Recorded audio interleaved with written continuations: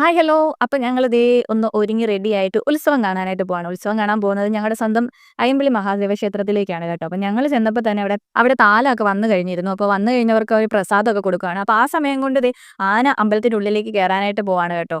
അപ്പൊ അവിടെ നോക്കി നിന്ന സമയം കൊണ്ടാണ് പരിപാടി സ്റ്റാർട്ട് ആയത്. അപ്പൊ പരിപാടി തുടങ്ങി കേട്ടോ. നല്ല പരിപാടികളായിരുന്നു.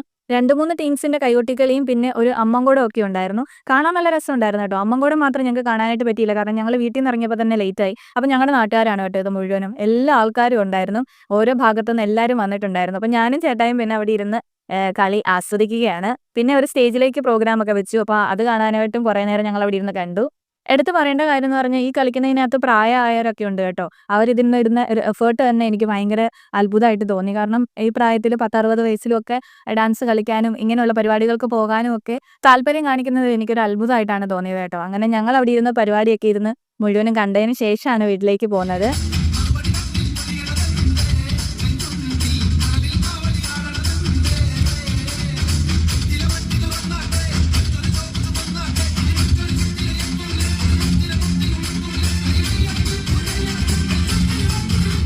അങ്ങനെ പരിപാടിയൊക്കെ കണ്ടതിന് ശേഷം ഒരു ഐസ്ക്രീം ഒക്കെ കഴിച്ചിട്ട് ഞങ്ങൾ ഇവിടുന്ന് മടങ്ങി. അപ്പോൾ ബൈ.